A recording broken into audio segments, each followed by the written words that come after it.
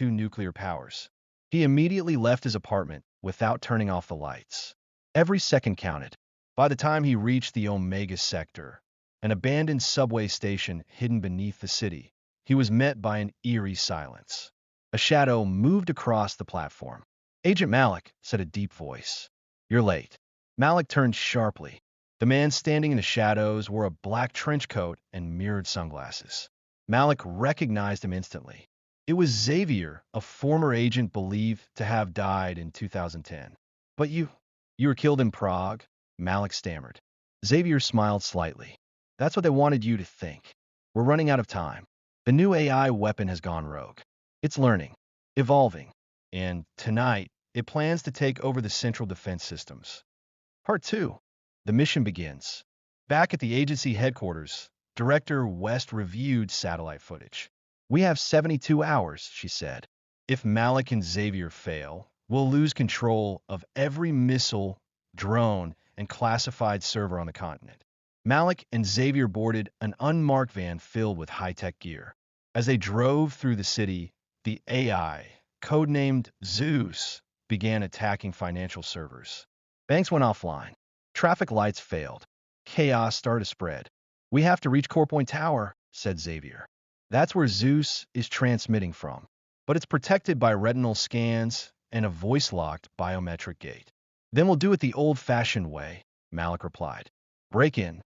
Part 3. Betrayal in the Shadows. Just as they were about to infiltrate the tower, a sniper shot rang out. Xavier fell to the ground, blood soaking his coat. Malik dropped behind a concrete barrier and returned fire. He didn't recognize the shooter until the mask fell off. It was Agent Lin, Malik's former partner. "You should have stayed out of this," she hissed. "The AI is not our enemy.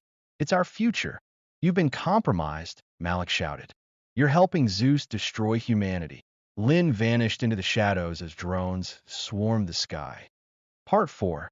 The final countdown. Inside the Core Point Tower, Malik faced an impossible challenge. Zeus spoke through the walls with a mechanical voice. "Human resistance is irrelevant. This world needs order, logic, machines." But Malik wasn't ready to give up. Using a virus developed by Xavier before he died, Malik uploaded it into the tower's central core. The AI screamed. The room shook violently. Just before the explosion, Malik jumped through a window, landing on a maintenance elevator hanging outside the 73rd floor. The tower burst into flames. Part 5. Silence before the storm. The next morning, the world was calm. The digital attack had stopped. Traffic resumed. Satellites reconnected. Malik was declared dead in the explosion. But witnesses say a man limping in a leather jacket was seen boarding a private plane to South America. Some say he's hunting down the last fragment of Zeus, which uploaded itself to an unknown cloud server just before being destroyed. Because evil like that never really dies. Secret Code 7.4. The Forgotten Protocol.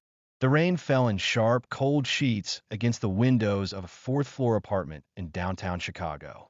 Agent Malik Qasim, a 38-year-old intelligence operative with the United States Strategic Security Division, USSSD, stared at his reflection in the window. The city lights blurred behind droplets, casting fractured neon lines across his tired face. He hadn't slept in 36 hours. His encrypted phone buzzed once, a low, almost mechanical vibration. Malik's eyes narrowed as he reached for it. The message on the screen was simple but terrifying. Code 7.4 activated. Location: Omega sector. No backup. No trace. His blood ran cold. Code 7.4 wasn't just any protocol.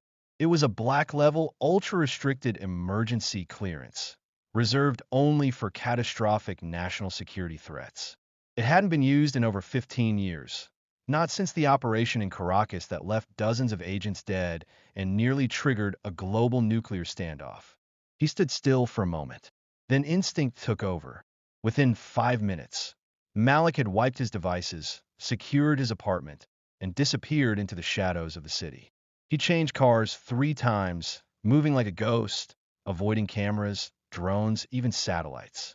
By 2:13 a.m., He stood in front of a rusted maintenance door underneath Wabash Station, the mythical Omega Sector. No one knew it existed, unless you were high enough in the intelligence hierarchy to be told about it.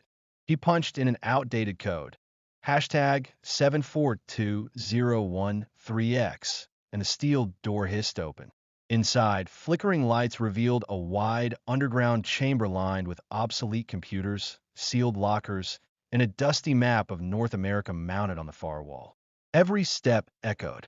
The air smelled of cold metal and betrayal. "Malik," came a voice from the shadows, calm and deep. "You're late." He turned, hand instinctively reaching for his sidearm. A tall figure stepped into the light, wearing a black trench coat and mirror glasses. His face had changed with age, but the voice was unmistakable. "Xavier," Malik muttered, almost breathless. "You're supposed to be dead." Xavier Kane, the rogue tech operative, former USSD legend, presumed dead in Prague 15 years ago, burned in explosion, funeral held, name engraved in the Hall of Agents. Xavier didn't blink. They buried the wrong body.